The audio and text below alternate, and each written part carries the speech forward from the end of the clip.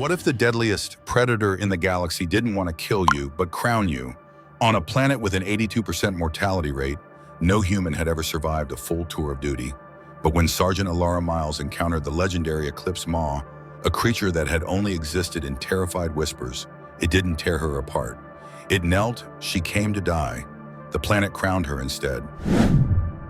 No one told Elara Myles that the rain on Dreadfall 9 could burn human skin.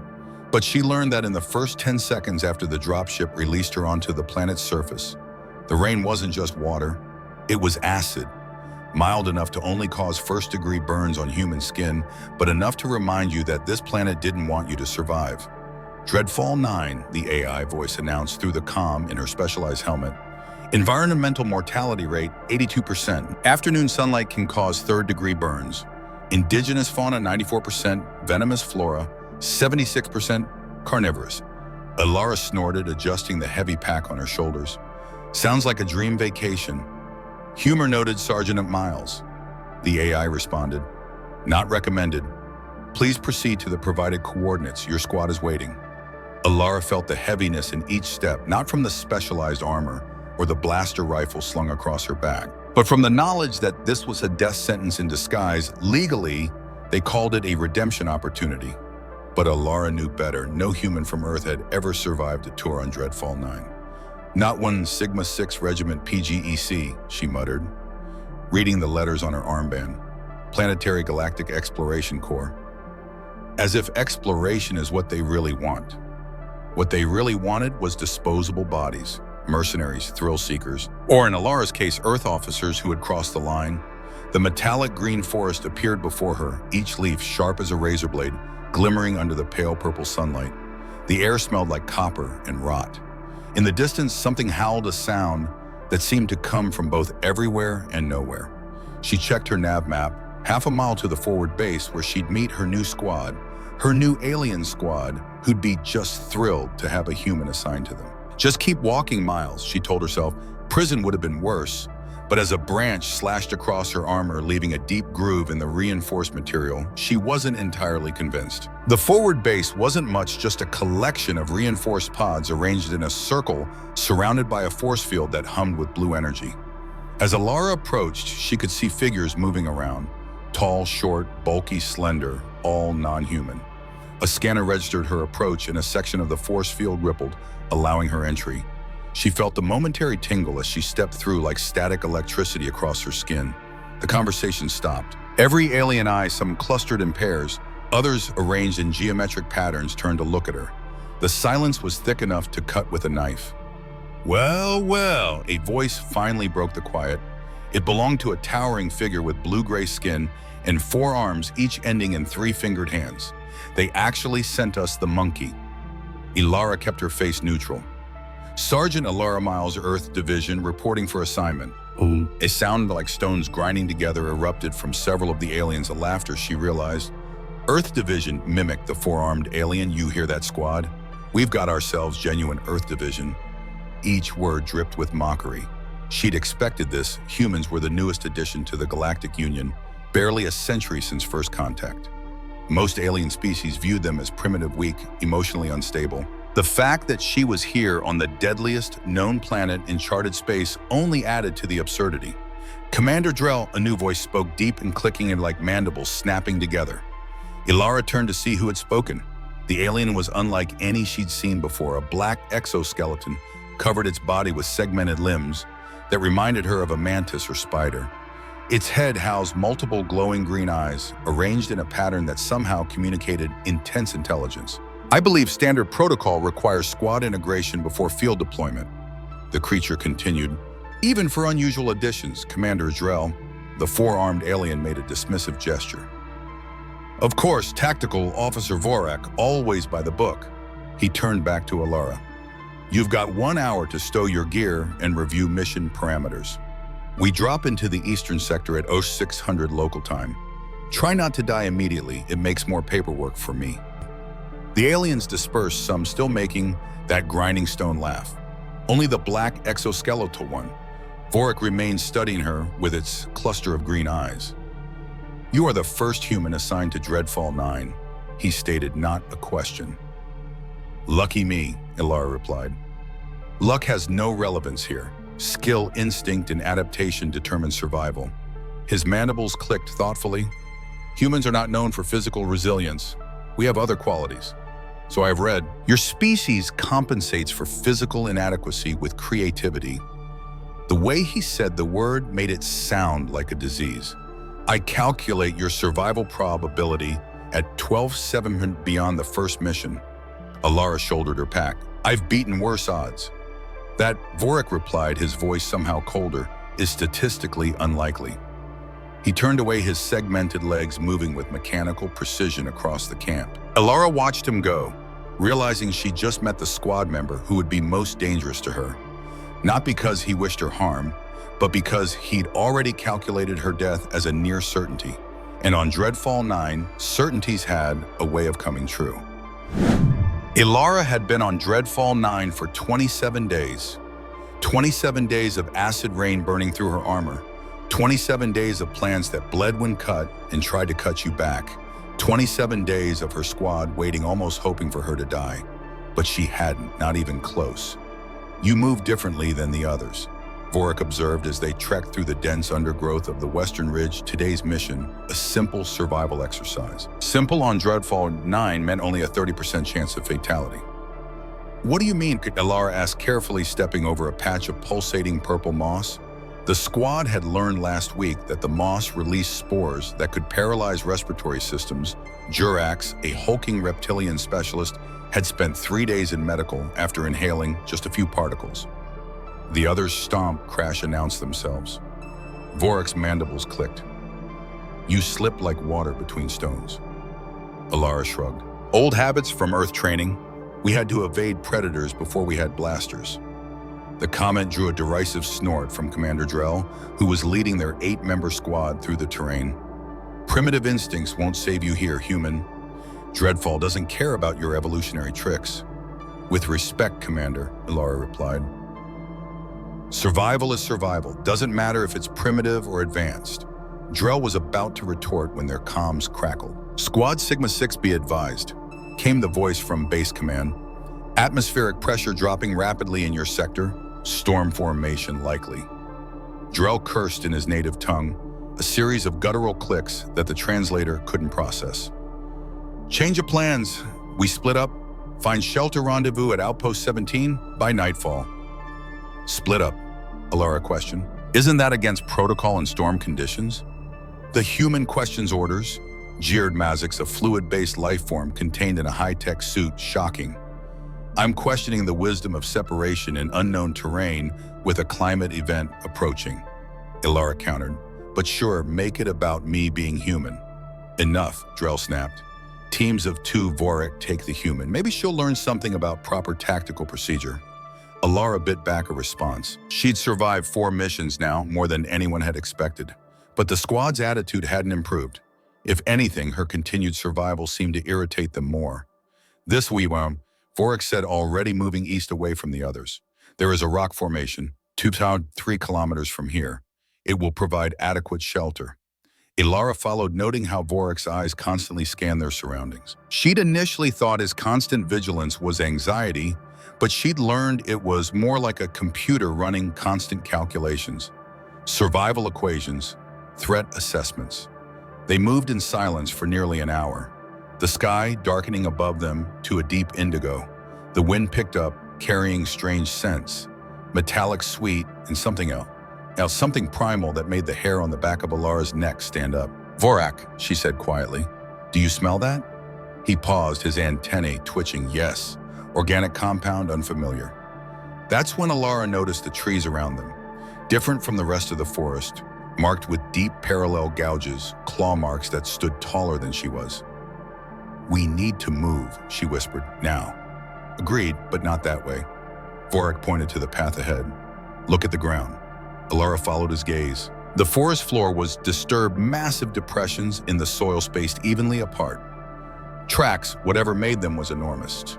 The rock formation is still our best option, Vorik insisted.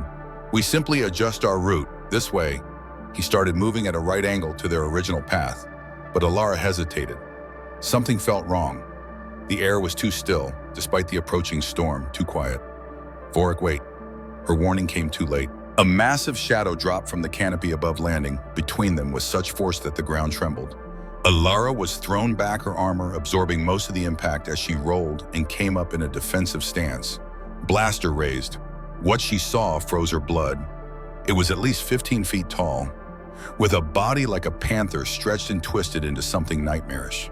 6 limbs, 4 legs, and 2 enormous arms, ending in claws like curved swords. Its skin was midnight blue, almost black, covered in patterns that seemed to shift and move like oil on water. But its head was the most terrifying part. No eyes that she could see, just a massive jaw that split open in 4 directions, revealing rows of teeth that glowed with a pale blue light. Eclipse Maw. Vorik's voice came through her calm, unnaturally calm. Hypothesized apex predator, never confirmed, no recorded survivors of encounter. So it's real, Elara breathed. The beast was the stuff of camp rumors, a creature so lethal that even the hardened veterans of Dreadfall 9 spoke of it hushing.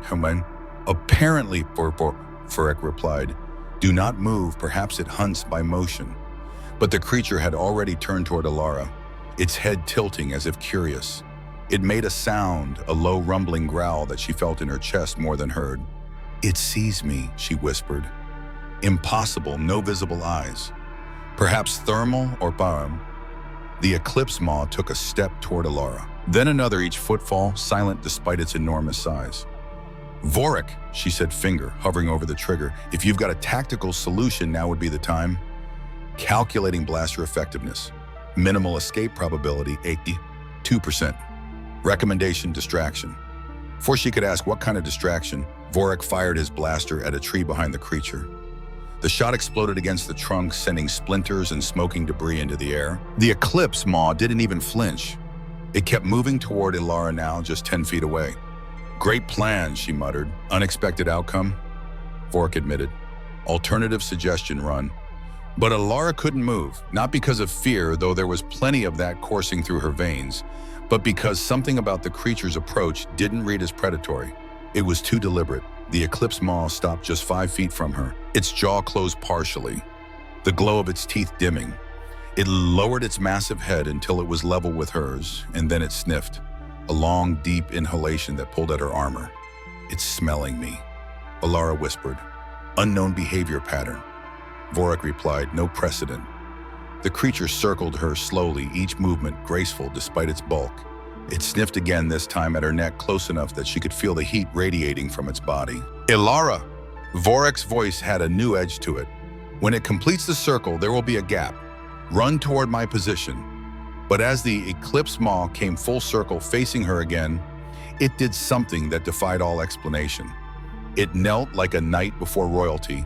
The massive predator lowered its front limbs, then its rear until it was in a position of clear submission. The glowing teeth dimmed completely. What is it doing? Elara asked, her voice barely audible. Unknown, Vorik replied. This contradicts all recorded predatory behavior. Elara slowly lowered her blaster.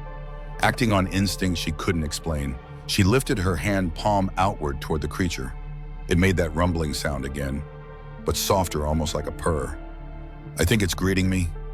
Before Vorik could respond, their comms crackled with multiple voices. Contact visual on Sigma 6 members. What the hell is that thing? Weapons, hot fire, fire. The rest of the squad had found them, and they didn't see a creature kneeling. They saw a monster about to devour their teammate. Blaster fire erupted from the trees. Most shots went wild, but one caught the Eclipse Maw on its flank. The creature roared a sound so powerful it shook leaves from the trees, but instead of fleeing or attacking, it did something even more unexpected. It moved to shield Elara. Positioning its massive body between her and the incoming fire, the Eclipse Maw curved around her protectively. Its skin rippled where the blaster had hit, but it showed no sign of serious injury. Cease fire! Elara shouted into her comm. Cease fire immediately. Move away from it, human! Commander Drell's voice boomed back. That's an order. But the Eclipse Maw had other ideas. With surprising gentleness, it nudged Elara with his head, pushing her behind a massive tree trunk. out of the line of fire. Then it turned to face the squad, its jaw reopening to reveal the now brightly glowing teeth. Commander Vorik's voice cut through the chaos. I advise immediate cessation of hostilities. The creature is demonstrating protective behavior towards Sergeant Myles. This is unprecedented data. Some more shots rang out. The Eclipse Maw roared again this time, taking a step toward the source of the fire. Stop shooting, damn it, Elara yelled. You're making it angry. Miraculously, the firing stopped. In the sudden silence, the rumble of thunder from the approaching storm seemed deafening. The Eclipse Maw turned back to Elara. Its head lowered once more. Up close, she could see patterns in its skin that reminded her of star charts, constellations shifting and realigning with each breath. What do you want? She whispered to it. As if in answer, the creature made a series of clicking sounds with its massive jaw, then slowly backed away. It kept its gaze, or whatever sensory mechanism it used, fixed on her. Base command to Sigma-6. Their comms suddenly burst to life. We're picking up multiple atmospheric anomalies in your vicinity. Return to base immediately. Repeat. Return to base.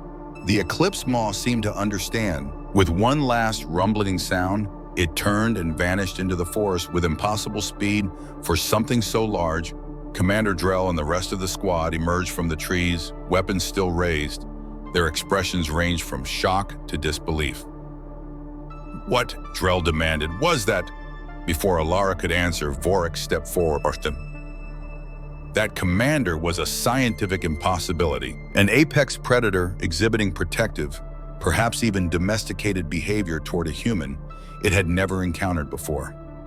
His green eyes swiveled to Elara. I calculate the probability of such an event at approximately 4%. It didn't try to kill me, Elara said, still processing what had happened. It chose me somehow. Drell's forearms crossed in almost perfect synchronization.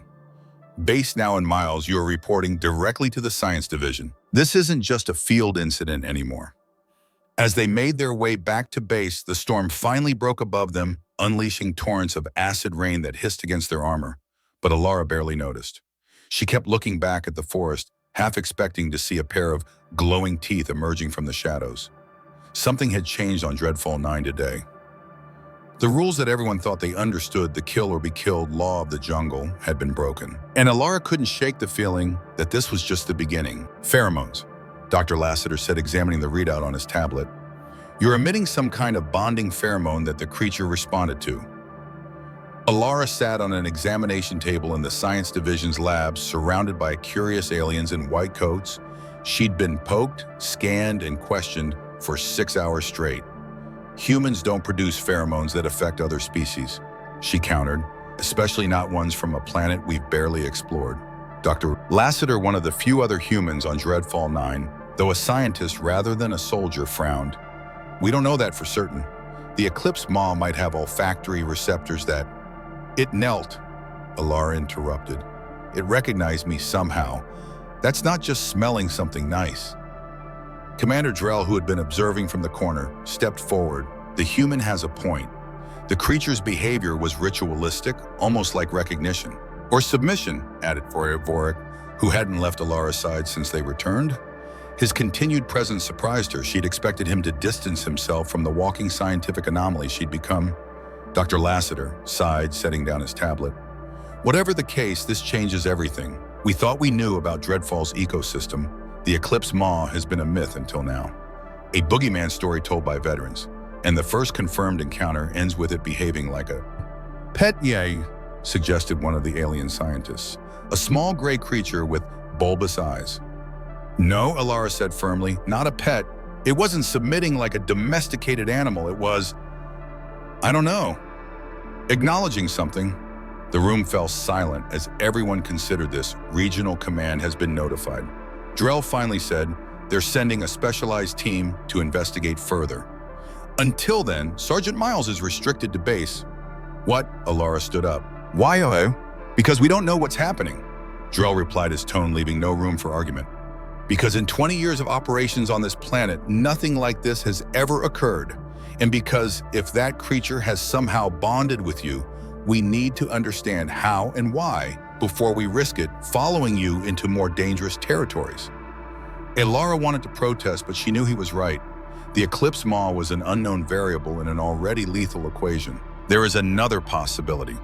Vorik said, his voice drawing everyone's attention, one that no one has suggested. And what's that tactical officer? Drell asked with thinly veiled impatience. Vorik's green eyes fixed on Elara. That the creature chose Sergeant Myles specifically, not because of pheromones or coincidence, but because it recognized something in her that the rest of us cannot perceive. The room erupted in dismissive murmurs and clicks. That's mysticism, not science, Dr. Lassiter scoffed. I dealt in probabilities, doctor, not mysticism, Vorik countered. And the probability that this encounter happened by random chance is astronomically low. Elara stared at Vorik, surprised by his defense. When she'd first met him, he'd calculated her death as a near certainty. Now he was proposing that she'd been chosen by the planet's most fearsome predator for some special quality. Whatever the reason, Drell cut in, the orders stand. Myles stays on base until further notice. The rest of Sigma-6 will continue operations without her. As the meeting disbanded, Elara caught up with Vorik in the corridor. Why did you defend me in there? She asked bluntly. His mandibles clicked once thoughtfully. I did not defend you. I presented an alternative hypothesis based on observed evidence. But just a month ago, you said I had a 12.7% chance of survival. Now you're saying I was chosen by some apex predator. Vorik's head tilted slightly. I miscalculated. It happens rarely, but it happens. You have survived when my calculations indicated you should not have. 4 missions, each with variables that should have resulted in your termination. Thanks for the vote of confidence, Elara muttered. You misunderstand. It is not an insult, but an observation. You defy probability. Sergeant Myles, the Eclipse Maw encounter is merely the most dramatic example. He paused. I find it intellectually stimulating. Before she could respond, an alarm blared throughout the base. Red lights flashed in the corridor. Perimeter breach, the base AI announced calmly. Sector 7, all personnel to defensive positions. Elara and Vorik exchanged a glance. Sector 7 was the eastern edge of the base closest to where they'd encountered the Eclipse Maw. It followed us back, Elara whispered. Correction, Vorik replied. It followed you back.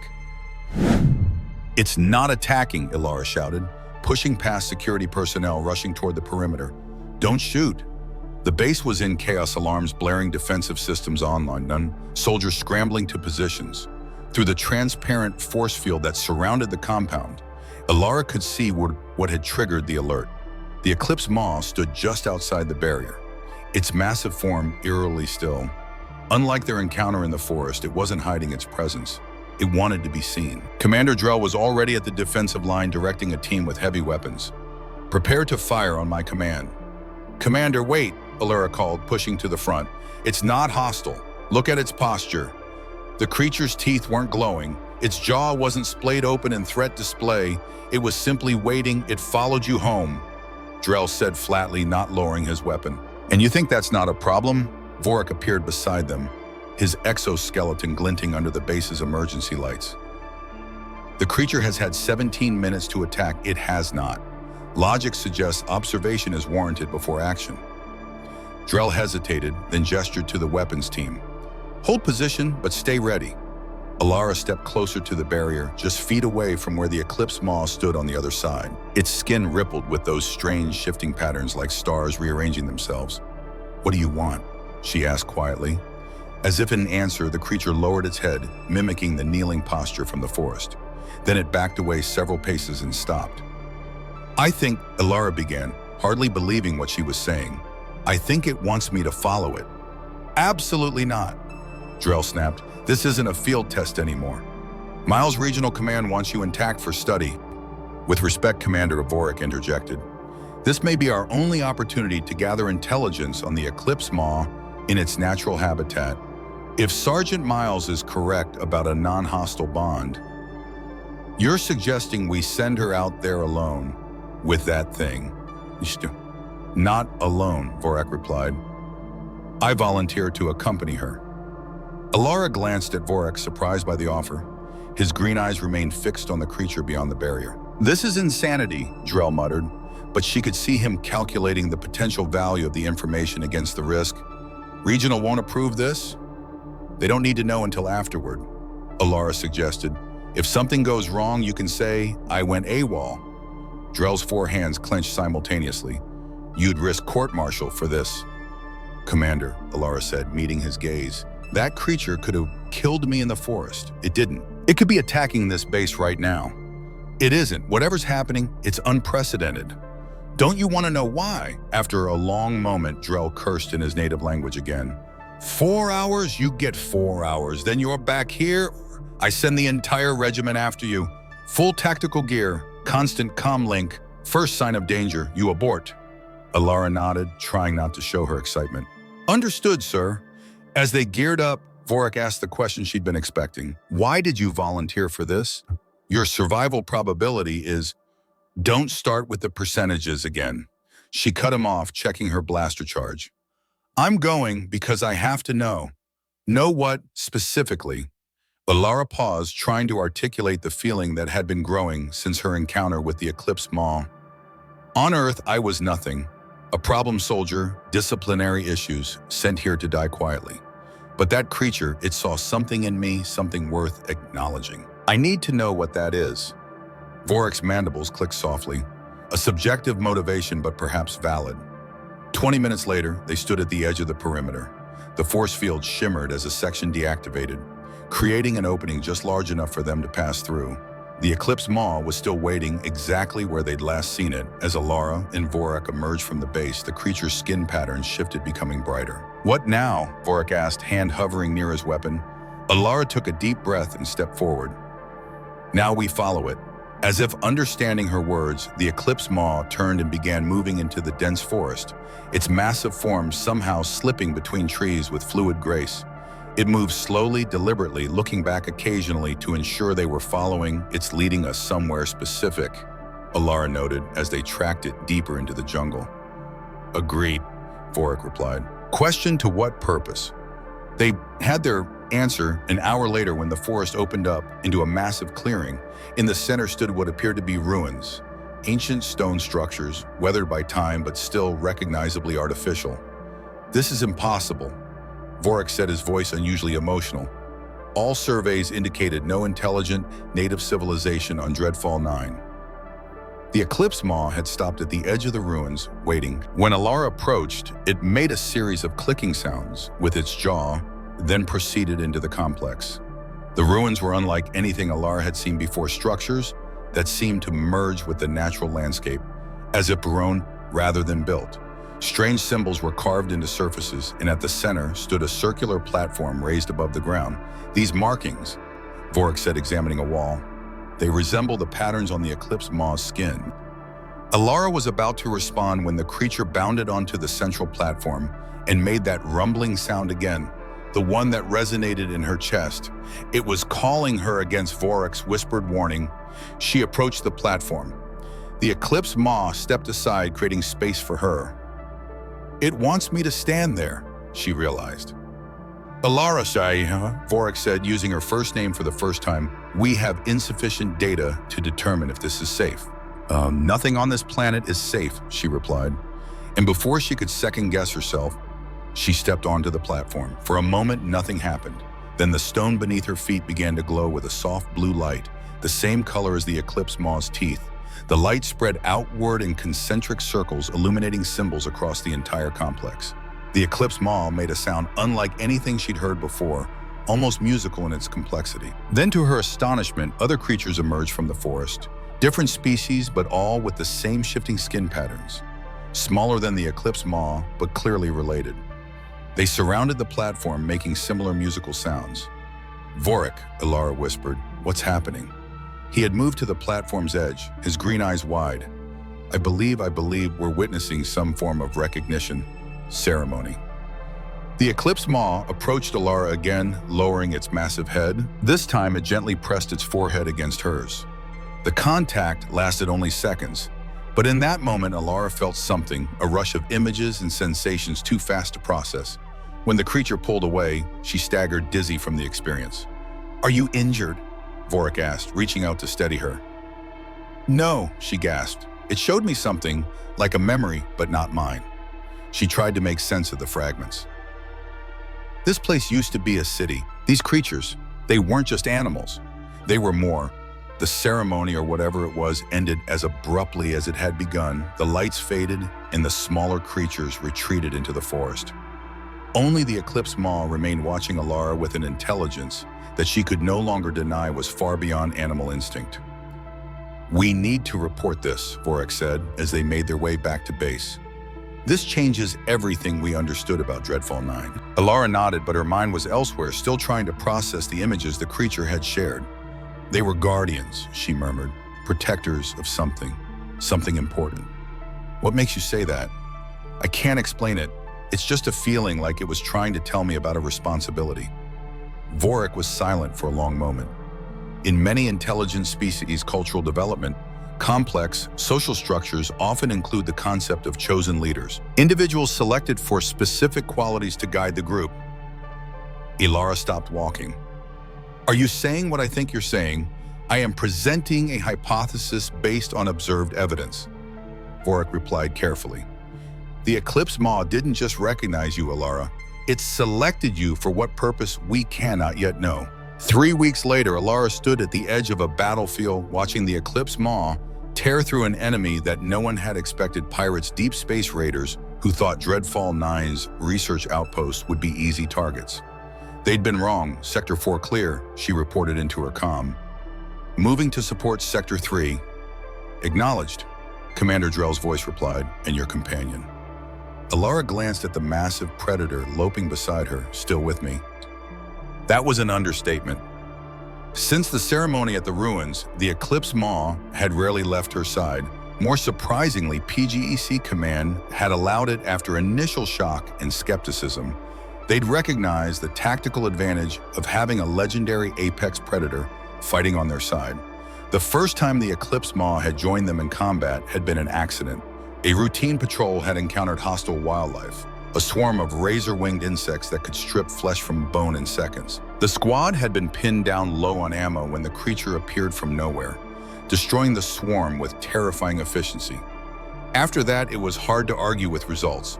The Eclipse Maw seemed to understand military operations intuitively, flanking enemies and protecting squad members with uncanny precision. The human queen of Dreadfall, they called her now. It had started as a joke among the troops, then spread to other bases, then to off-world communications. Now Elara couldn't access the galactic net without seeing memes and news stories about herself and her royal guard. So, some portrayed her as a punchline, the primitive human who thought she could tame a monster. Others saw a propaganda opportunity, proof of humanity's special connection to nature, even on the deadliest world in the galaxy.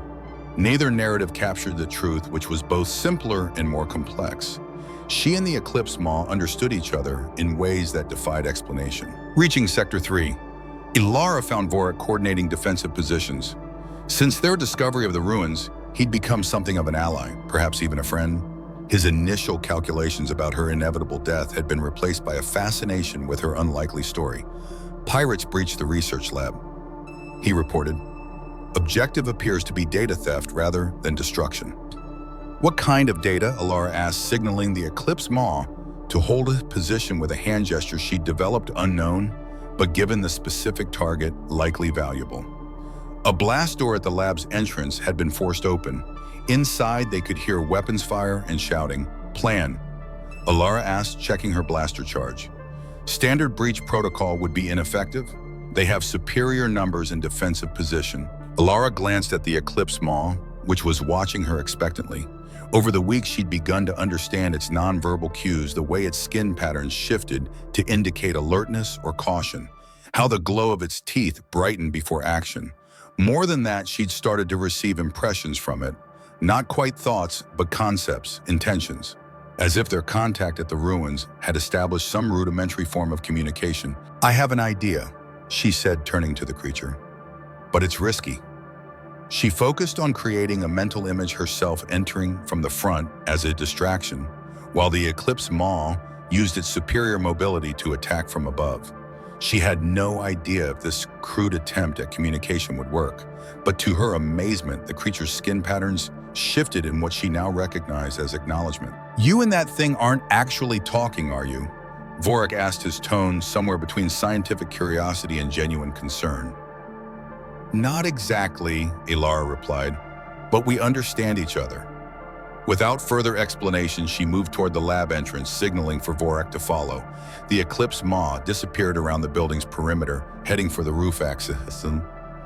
Elara had visualized. The plan worked better than she could have hoped. As she and Vorik engaged the pirates from the front with covering fire, the Eclipse Maw crashed through a skylight, creating chaos among the enemy ranks. The battle was over in minutes. Impressive coordination, Vorik noted afterward, as medical teams treated the wounded and security processed captured pirates. "One might almost believe you planned it together." Elara watched as the Eclipse Maw prowled the perimeter of the secured area, its presence keeping the prisoners subdued without any need for restraints. "I think we did," she admitted. "Since the ruins, I've been getting impressions from it, images, feelings. It's not words, but it's definitely communication." Vorik's antenna twitched with interest. "That would support my ongoing research." "What research?" He hesitated, then activated his wrist computer, projecting a holographic image between them. It showed the symbols from the ruins, along with comparative analyses. "I've been studying the markings we found," he explained, comparing them with known linguistic structures throughout the galaxy. Elara examined the projection and they are not just decorative patterns, they are a form of written language. Extremely old, but with elements that appear in multiple ancient scripts across different worlds. The implications hit Elara like a physical blow. "You're saying the Eclipse Maw's species was spacefaring interstellar. The evidence is preliminary but compelling. These creatures or their ancestors may have visited multiple worlds thousands of years ago."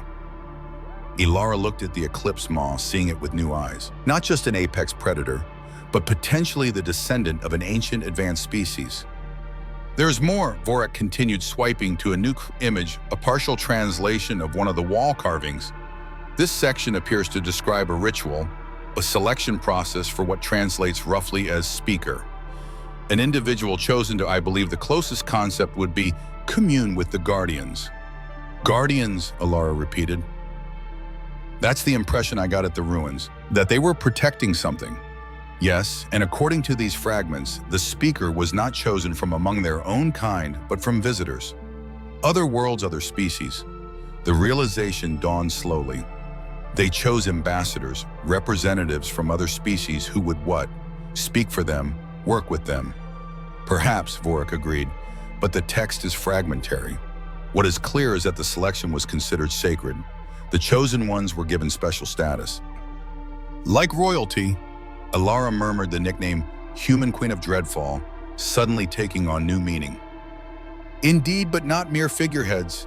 The speakers had specific duties, responsibilities." Before Elara could ask what those might be, her comm crackled urgently. "All units return to base immediately," Commander Drell's voice ordered. "Priority Alpha Protocol initiated." Elara and Vorik exchanged concerned glances. Priority Alpha meant a threat to the entire PGIC operation on Dreadfall 9. Commander Elara responded, "What's happening?" There was a pause before Drell answered, his tone uncharacteristically grave. "Regional Command has arrived with special orders concerning you and your friend." Elara felt a chill that had nothing to do with Dreadfall's climate. She looked at the Eclipse Maw, which had stopped its patrol and was now watching her intently, its skin patterns shifting in what she recognized as concern. "Something's wrong," she told Vorik. "They're not here to study the ruins or learn about the Eclipse Maw's intelligence." "How can you know that?" She touched her temple where the creature had connected with her at the ruins. "Because it's warning me." The regional command ship looked like a predator itself, sleek black and bristling with weapons that could level the entire base. It had descended from orbit without warning, establishing dominance in a way that made even Commander Drell seem small by comparison. Elara and Vorik stood at rigid attention in the command center, facing the delegation from regional. The Eclipse Maw had been barred from the base upon their return, a fact that had required Elara's direct intervention to prevent the creature from tearing through the perimeter defenses. "Sergeant Elara Myles." "Admiral Vex," she said, examining her with 6 golden eyes arranged in a perfect hexagon. "Your file makes for interesting reading." Vexi was Hexapod Elite, one of the founding species of the Galactic Union. Her kind controlled much of PGC's upper leadership, their 6 millennia of space travel giving them authority few questioned. Until 2 months ago, you were an unremarkable human soldier with disciplinary issues. Vexi continued, her voice like silk over steel. Now you command the most dangerous predator on the deadliest known world. Fascinating evolution. I don't command it, Admiral, Elara corrected carefully. We have a mutual understanding. Yes, the bond I've heard so much about. Vexi's mouth parts clicked in what might have been amusement, a primitive concept, but perhaps useful. Something about the Admiral's tone made Elara's skin crawl. She glanced at Commander Drell, but his forearms were clasped behind his back, his expression unreadable. Admiral Bush, Vorik spoke up. I've been researching the ruins Sergeant Myles discovered. They suggest an advanced civilization previously unknown to. We are aware of your findings, Tactical Officer Vexi interrupted. In fact, we've been aware of similar ruins on Dreadfall 9 for some time. The statement hung in the air like a thunderclap. You knew. Elara couldn't keep the accusation from her voice. And you didn't tell anyone. Need to know, Basis Sergeant, and until now, no one needed to know. Vexi turned to a terminal, activating a holographic display. However, your unique situation has accelerated certain projects. The hologram showed a laboratory deep underground. Scientists in PGC uniforms worked around enormous tanks filled with bubbling fluid. Inside each tank floated embryonic forms, creatures that resembled the Eclipse Maw, but smaller, altered. Project Overlord, Vexi announced with unmistakable pride, the next generation of galactic warfare.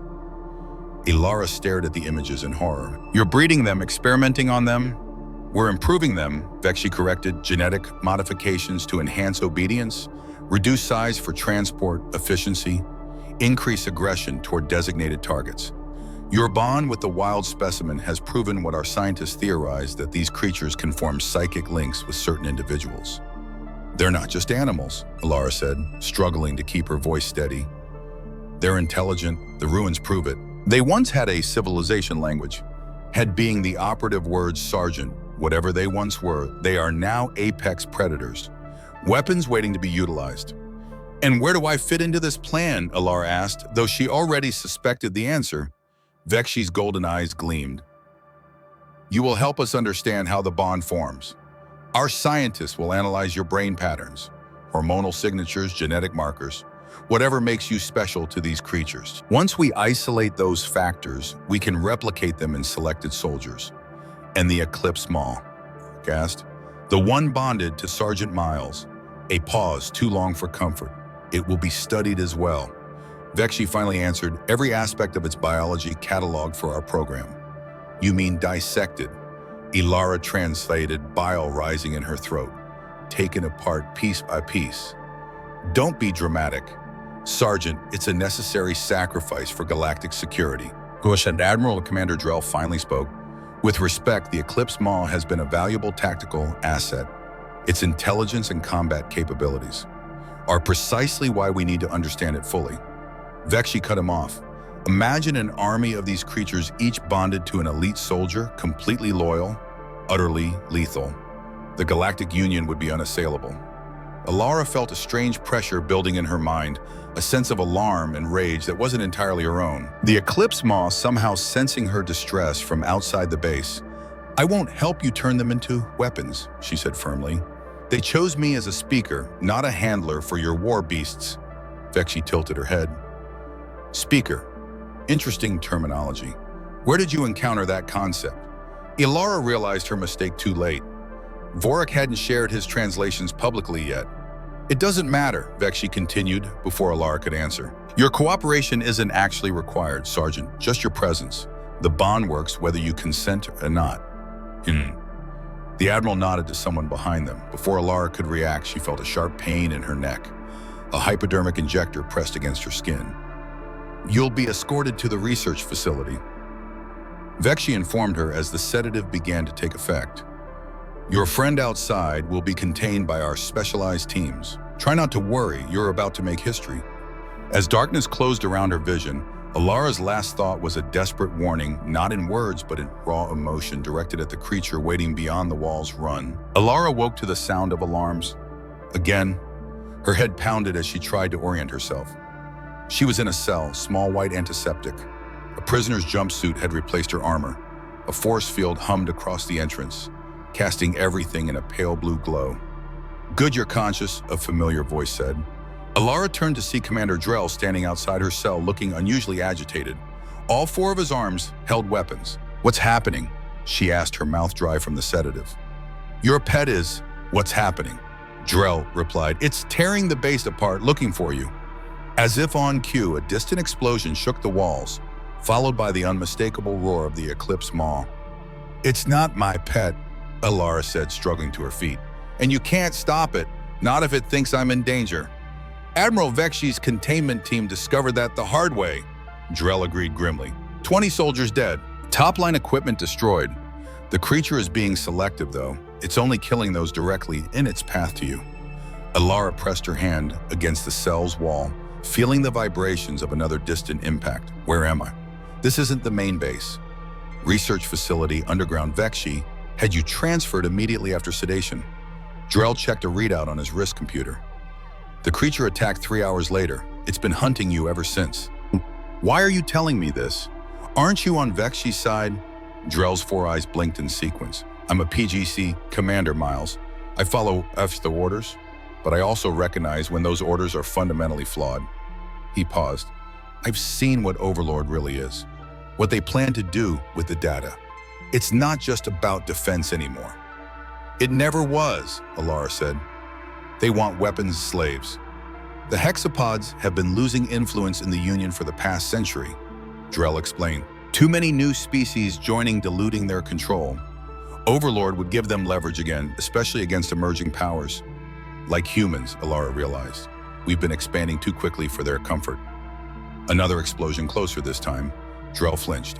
"I should go," he said, turning to leave. "Security teams are regrouping on level 7. Commander," Elara called out after him, "if you really think this is wrong, help me stop it." "Let me out of here." Drell paused but didn't turn around. "Even if I agreed with you, Myles, what would that accomplish? You're one human against the entire PGC command structure." "I'm not alone," Elara reminded him, "and neither are you." Before he could respond, the lights flickered, then died. Emergency illumination kicked in seconds later, casting harsh red shadows across the cell. "Power grid compromised," an automated voice announced calmly, switching to auxiliary systems. Drell cursed, all four hands tightening on his weapons. "It's getting closer." The door at the end of the corridor slid open. Drell whirled, weapons raised, then lowered them in surprise. "Tactical Officer Vorak," he said. "What are you doing in the containment sector?" Vorak's segmented legs carried him swiftly into the corridor. "Commander, I've been looking for you. The base is under attack. All officers should be at their defensive stations." "Yes," Vorak agreed. "That would be the protocol. However, there is another consideration." His green eyes shifted to Elara, then back to Drell.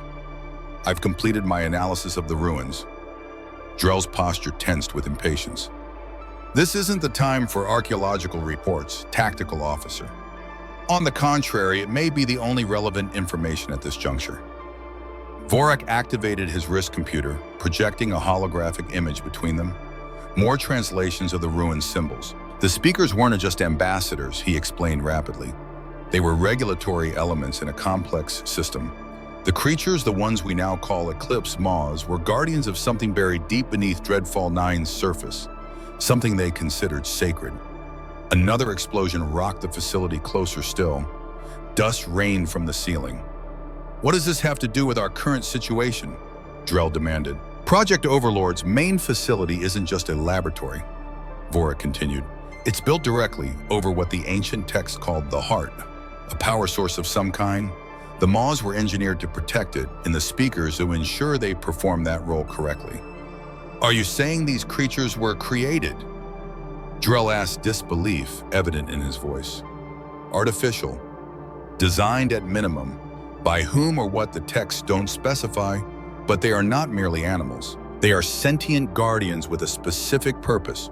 Vorak's green eyes fixed on Elara. And they finally recognized that purpose still thousands of years later. Another explosion much closer. The sound of metal tearing. Commander Elara pleaded, "If what Vorik says is true, then what PJAC is doing isn't just unethical, it's dangerous. They're interfering with technology. They don't understand Guardians created for a purpose we don't comprehend." Drell's 4 eyes blinked rapidly as he processed this information. "Even if I believe this, what exactly do you propose we do? We can't fight regional command." "We don't have to." Elara said an idea forming. "We just have to expose them.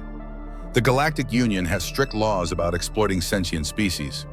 If the public knew what Overlord really was," Vorik nodded, "the communication hub on level 3 could broadcast evidence across all standard channels with the proper authorization codes."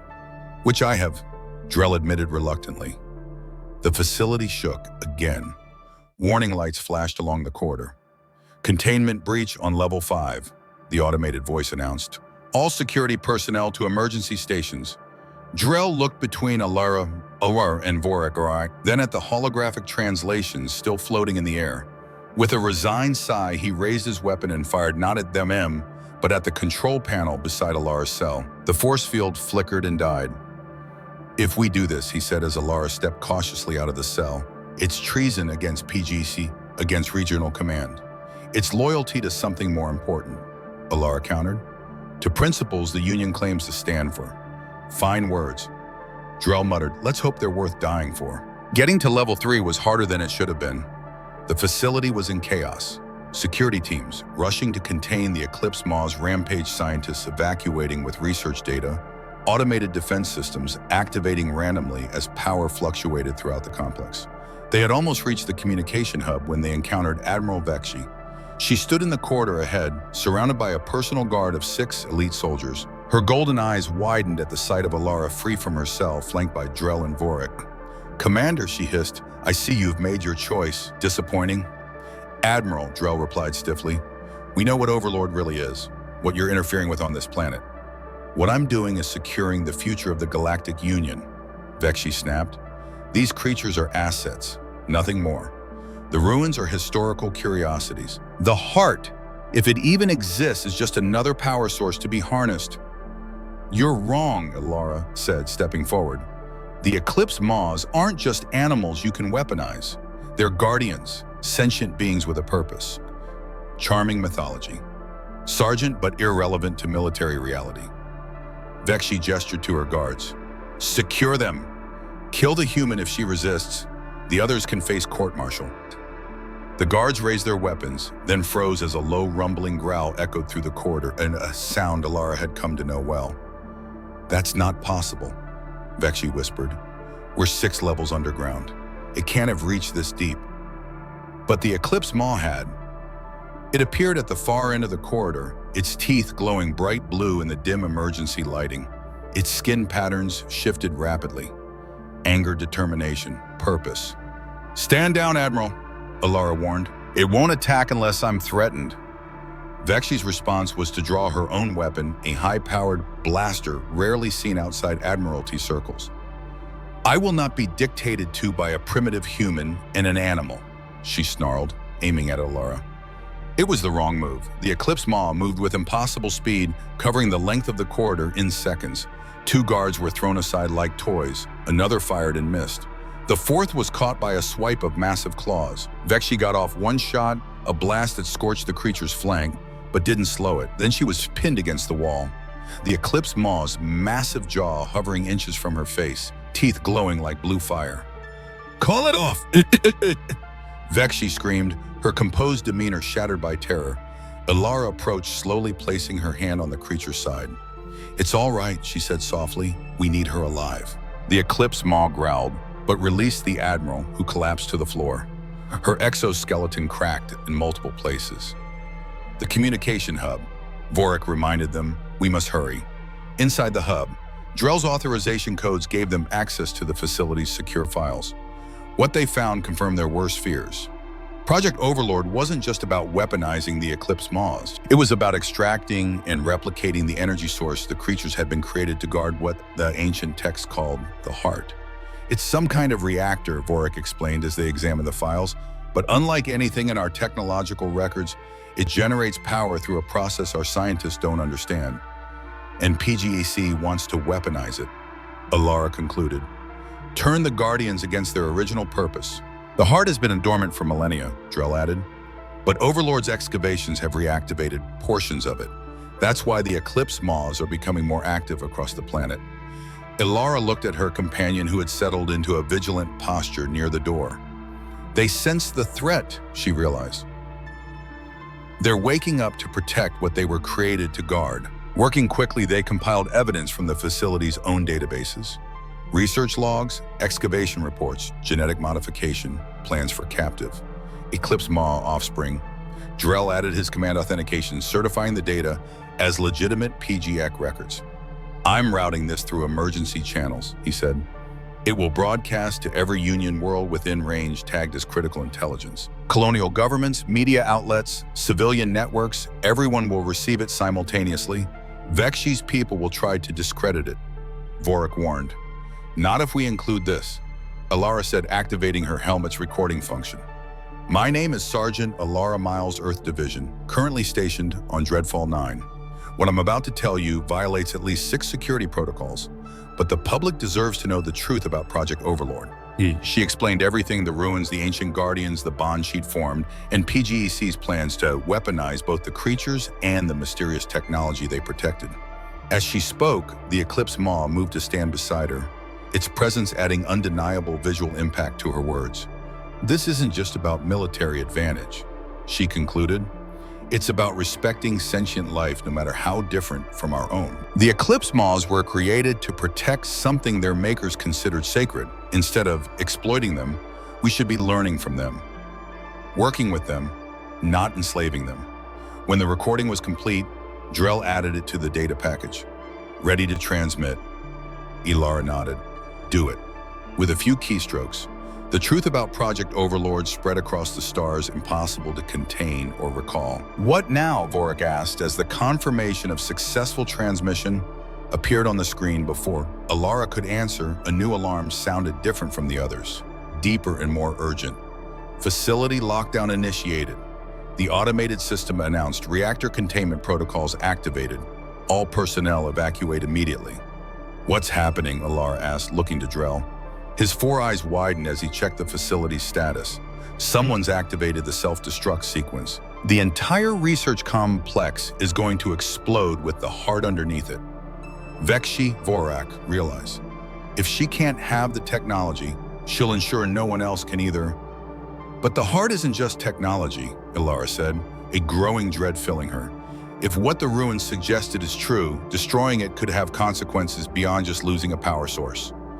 The Eclipse Maw made a sound she'd never heard before, a high, keening wail that sent chills down her spine. It was a sound of alarm, of desperate warning. We have to stop the countdown, she decided. Where's the reactor control center? Level 9? Drell answered, the lowest level.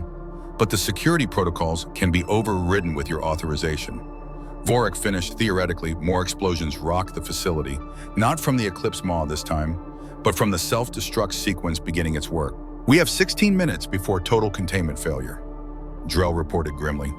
Elara looked at the Eclipse Maw, which was already moving toward the door, its purpose aligned with hers without any need for words. Then we have 15 minutes to save this planet, she said, following the creature into the corridor. Let's go. They fought their way down to level 9 through security systems, automated defenses, and the growing instability of the facility itself. Twice, the Eclipse Maw cleared paths that would have been impassable, otherwise tearing through sealed doors as if they were paper. As they descended, Elara felt something change in the air, a subtle vibration, a presence that seemed to hum in her bones. The closer they got to the heart, the stronger it became. Do you feel that? She asked as they reached level 8. Feel what? Drell asked, checking his weapons. But Vorik tilted his head. A resonance pattern, very faint but detectable.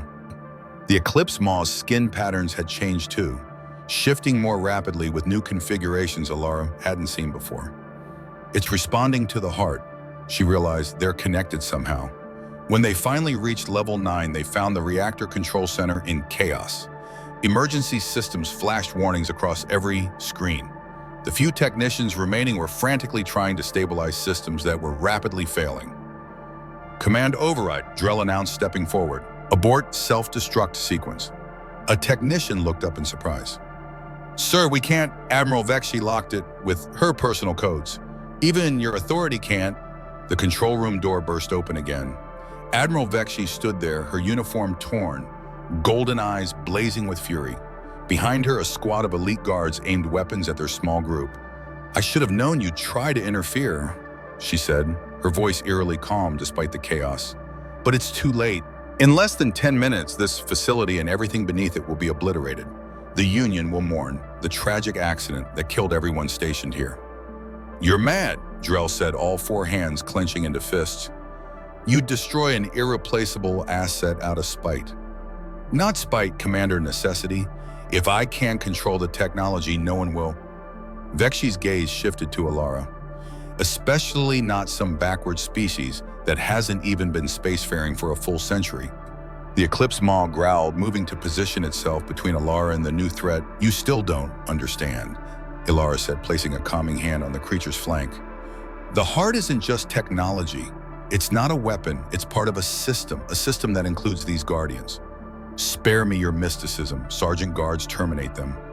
As weapons were raised, the facility shook more violently than before. But this wasn't from the self-destruct sequence. This was something else, something coming from below. The floor beneath them began to glow with the same blue light Elara had seen at the ruins. The light spread following patterns that resembled circuitry climbing the walls. "What is this?" Vexy demanded, her composure cracking. "What have you done?" Elara looked at the Eclipse Maw, which had dropped into a crouching position, its head lowered. Around them, the blue light continued to spread, forming symbols that matched those from the ruins. "Didn't do anything," Elara replied softly, "but I think the heart is waking up." A tremor ran through the facility, stronger than any before. Screens cracked. Equipment toppled. Several of Vexy's guards lost their footing. "Full evacuation," Drell shouted to the technicians. "Get everyone out now." As the room emptied, leaving only their small group, Vexy and her guards, the Eclipse Maw did something unexpected. It approached a blank section of wall now covered in glowing blue patterns and pressed its head against it. The wall dissolved, revealing a hidden passage that plunged deeper than level 9 should have allowed. "The heart chamber," Vorik whispered, his green eyes wide. "It was here all along." The Eclipse Maw looked back at Elara, then at the passage. The message was clear. "Follow no," Vexy shouted, raising her weapon again. "I forbid it. This is PGEC's jurisdiction." But her words were drowned out by a new sound, a roar that wasn't just from the Eclipse Maw. It came from all around them, from the depths below, from the planet itself, and it was answered outside the facility across Dreadfall 9's surface. Every Eclipse Maw, every Guardian raised its voice in response. The Guardians weren't just waking up, they were gathering. Elara had never seen the true heart of Dreadfall 9 until that moment. As she followed the Eclipse Maw down the hidden passage, the walls around them pulsed with living light. Not technology as she had understood it, but something that existed in the space between machine and organism. "My God," she whispered as they entered a vast chamber that shouldn't have been possible so far underground. The ceiling soared hundreds of feet above them, supported by columns that resembled the massive trees of Dreadfall's surface. But these weren't stone or metal.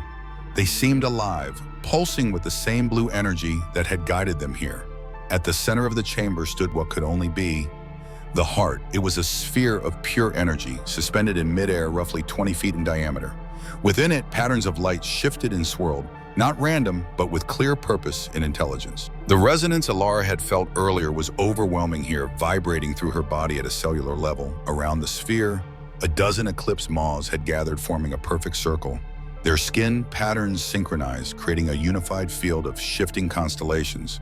Among them, Elara recognized her companion, larger than the others, its patterns more complex. "What is this place?" Vexy demanded, her voice echoing through the chamber. She and her guards had followed, weapons still drawn despite the awe-inspiring scene before them. "What is that thing?" It's what they were protecting, Elara realized. Not a weapon, not a power source. At least not just that. Vorik moved to examine glyphs carved into the floor. These symbols, they're older than anything in the ruins above. This chamber predates the Guardians themselves. The Eclipse Maws continued their silent communion with the heart, seemingly oblivious to the intruders. The self-destruct sequence was still active. Drell warned in checking his wrist computer, 7 minutes until this entire facility collapses. "We have to stop it," Elara said, turning to Vexi. "Admiral, you have to abort the sequence and allow this, whatever it is, to fall into unknown hands. Never." The Eclipse Maw that had bonded with Elara suddenly broke from the circle, approaching her with deliberate steps, its massive head lowered to her level, teeth glowing brighter than she'd ever seen. This time she understood what it wanted, not just communication, but connection. "I think it wants to show me something," she said, reaching out slowly. "Elara, wait," Vorak cautioned. "We don't know what such direct contact might," but she had already placed her hand on the creature's forehead. The connection was immediate and overwhelming. Not just images this time, but a flood of knowledge, history, purpose. The heart was not a device, it was a seed, planted eons ago by beings that had traveled between stars before any current species had achieved sentience. The Echo Maws, that was their true name, not Eclipse, had been engineered as guardians, caretakers of something so precious that it had been hidden on the deadliest world they could find. Life itself. Not just any life, but the blueprint for all possible forms stored in a matrix that transcended physical limitations. The heart was a library of existence containing the knowledge to create, preserve, or restore entire ecosystems across countless worlds. Dreadfall 9 wasn't a death world by accident. It was designed that way to protect what lay at its core from those who would misuse it. And the speakers, those chosen by the Echo Maws throughout history, weren't just communicators. They were potential activators. Individuals with the rare neural pattern capable of interfacing with the heart directly. Individuals like Elara. She pulled away from the contact, gasping. "It's not a weapon," she told the others. "It's life, all life. The patterns, the potential for every species that could ever exist." "That's absurd," Vexi scoffed. "No technology could—" "It's not technology," Elara interrupted. "At least not as we understand it. It's older, different. Created by beings that saw no distinction between what was grown and what was built." As if responding to her words, the heart pulsed brighter. The Echo Maws surrounding it shifted position, creating an opening in their circle, an invitation. "The self-destruct can't be allowed to happen," Elara said with newfound certainty. "Not just for us or for Dreadfall, but for every world that might someday need what's stored here." Vexi raised her weapon, aiming it directly at Elara. "I will not allow unknown alien technology to undermine Galactic Union security." Admiral Drell interjected. "You've seen the evidence. This isn't a threat, it's a resource beyond value." "A resource that someone like her shouldn't control," Vexi snapped, gesturing at Elara. "Humans are too young, too impulsive, too—" "We didn't ask for control," Elara cut in. "We were chosen." "There's a difference," the Echo Maw beside her growled in agreement, its massive form tensing as it sensed Vexi's hostility. Vorak stepped forward, his analytical mind finding a solution where emotions had created impasse. "Admiral, consider the strategic implications. If you destroy the heart, you eliminate a potential advantage for the Union. If you preserve it under proper oversight, you secure humanity's loyalty and gain access to technology beyond our current understanding." Vexi hesitated, her golden eyes calculating. "Proper oversight, meaning hexapod authority. Meaning partnership," Elara countered, "between all species of the Union, including the Echo Maws themselves." The self-destruct warning chimed again, 5 minutes remaining. "There's no time to debate interspecies politics," Drell urged. "Admiral, the codes now." Vexi's inner conflict played across her features. Then with visible reluctance, she activated her command interface and entered a series of complex authorization codes. Self-destruct sequence aborted. The facility's AI announced returning to normal operations. The tension in the chamber eased slightly, but the standoff remained. Vexi and her guards still had weapons trained on Elara and her allies. "This doesn't change anything, human," Vexi said coldly. "You've committed treason. Interfered with a classified PGEC operation, turned a commanding officer against his duty. The consequences will be severe." "I don't think so," Elara replied, her confidence growing as she felt the Echo Maw's support beside her. "Your secret is out, Admiral. The broadcasts we sent have reached half the Union by now. Overlord is exposed. Transmissions can be discredited, witnesses silenced. Not these witnesses." As if on cue, the chamber trembled. not from an explosion or structural failure, but from movement above heavy coordinated movement. What now? Vexi demanded, her composure finally cracking. Elara smiled, the rest of the family. The chamber's entrance expanded as more echo maws poured in, dozens of them, each slightly different in size and pattern, but unmistakably the same species. They moved with purpose, surrounding Vexi and her guards without attacking, creating a living barrier. Through her connection with her companion, Elara understood what was happening. The heart had called them. All of them. Dreadfall 9's guardians responding to a threat against their sacred charge. "Your weapons won't help you now, Admiral," Elara said quietly, "but they're not here to harm you. They're here to witness." "Witness what?" Vexi asked, her voice barely audible. In answer, the heart pulsed again, brighter than before. A beam of blue light extended from it, touching Elara's forehead. The connection flooded back, stronger and more direct. In that moment of perfect clarity, she understood what was needed, what had always been needed. She walked forward into the circle of echo maws toward the heart itself. The guardians made way for her, their synchronized patterns creating a pathway of light at her feet. "What is she doing?" she heard Drell ask behind her. "What she was chosen to do," Vorik answered, his analytical tone softened by wonder. As Elara reached the heart, she raised her hand toward its pulsing surface. The moment her fingers made contact, a surge of energy flowed through her, not painful but overwhelming in its intensity. Knowledge, purpose, responsibility cascaded into her consciousness. The heart of Dreadfall wasn't just a repository. It was a nexus point, one of several scattered across the galaxy, each guarded differently, each containing a piece of the greater whole, a system designed by those ancient travelers to ensure life would always have the chance to begin again, even if catastrophe struck. And now, after millennia of dormancy, it had found a new speaker, a new partner in its eternal purpose. When Elara turned back to face the others, her eyes glowed with the same blue light as the heart. Not possession. She was still entirely herself, but connection. Understanding, the echo maws were never meant to be weapons. She said, her voice strangely resonant in the vast chamber. They were guardians, yes, but also mentors, guides for younger species as they reached the stars. The light faded from her eyes, though the connection remained a presence in the back of her mind, supportive rather than intrusive. "This changes everything," she continued, addressing not just those in the chamber, but speaking for the record, for the broadcasts that would inevitably follow. PGEC's mission on Dreadfall 9 can't continue as it was. Not as exploitation, not as conquest. "You expect us to simply abandon a strategic asset?" Vexi demanded, though her voice had lost much of its authority. "I expect you to recognize that some things are bigger than military advantage," Elara replied. "The heart doesn't belong to humans, or hexapods, or any single species. It belongs to all life, everywhere." The echo maws around her rumbled in unified agreement, the sound reverberating through the chamber like distant thunder. "The Union won't simply accept this," Vexi warned. "They will when they understand what's at stake." Elara looked to Vorik and Drell. "We have evidence, witnesses, and now we have this." She gestured to the heart still pulsing behind her. "Let them try to explain it away." 3 months later, Elara stood on a ridge overlooking what remained of the PGE base on Dreadfall 9. Much of it had been dismantled after the Galactic Council's emergency session, where she had testified alongside Vorik and Drell. The evidence had been irrefutable.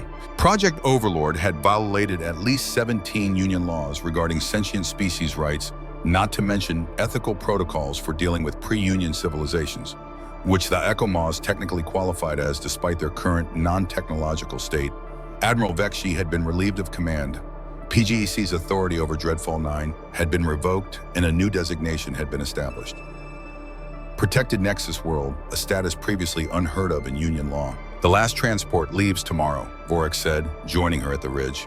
"After that, official Union presence on Dreadfall will be limited to the research outpost at the Northern Pole."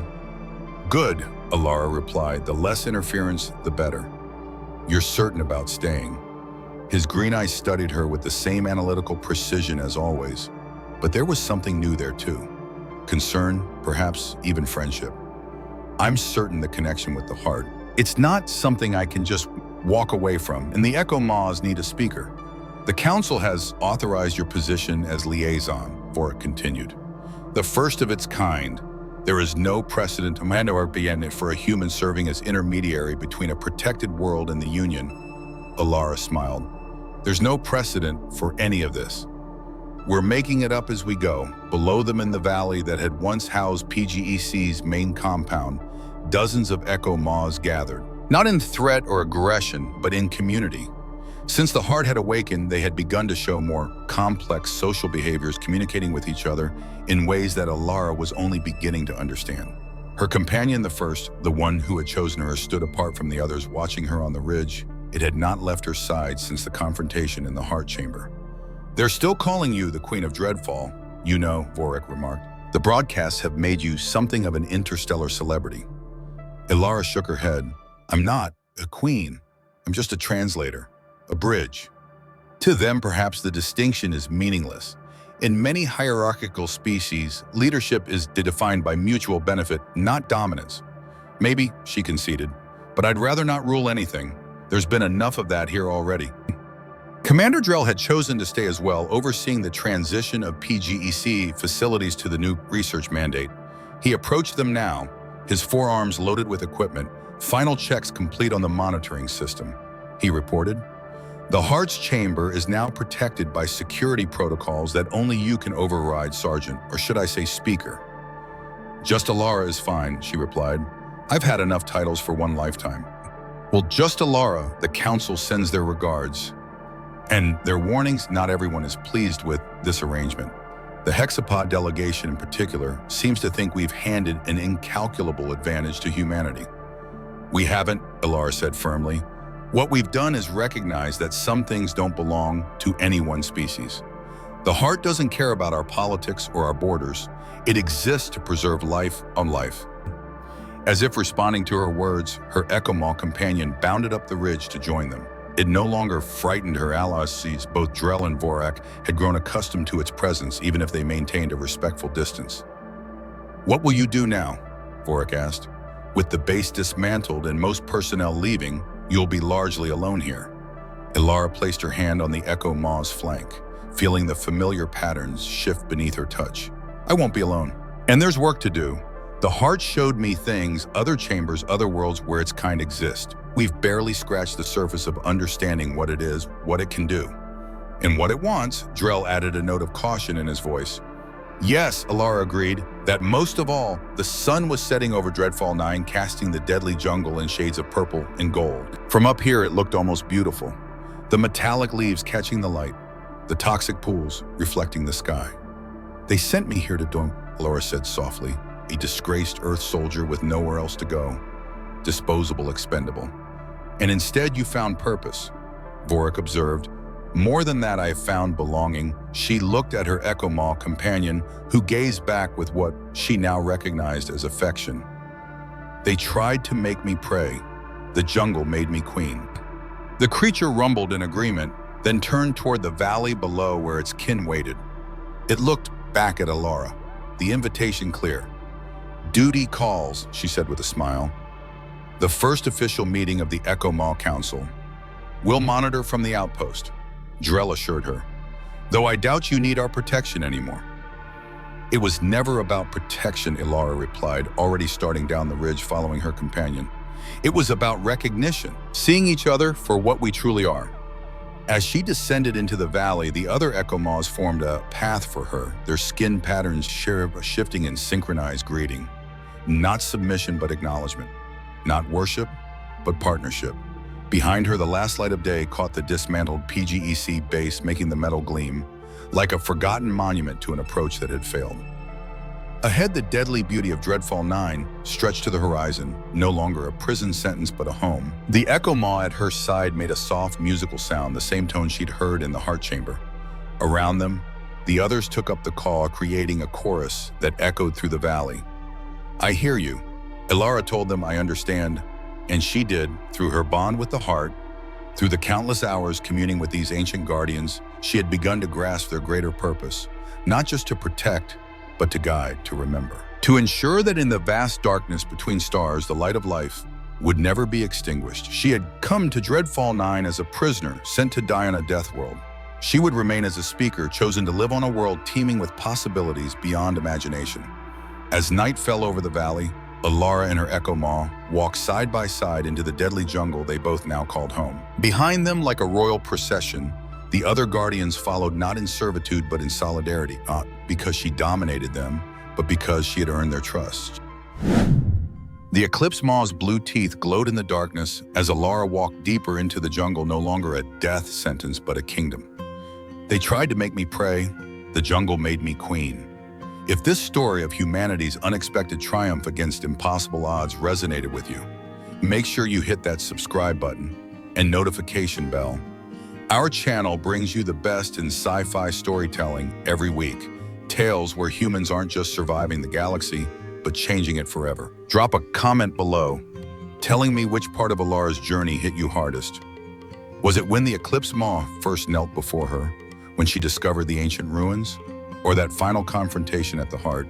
And if you want to experience more stories where humanity proves its worth among the stars, check out our HFY playlist linked in the description. Remember, in the vastness of space, sometimes the most powerful force isn't technology or physical strength, it's the human capacity for connection. Until next time, this is Cosmic Tales reminding you that even on Deathworlds, humanity finds a way to thrive.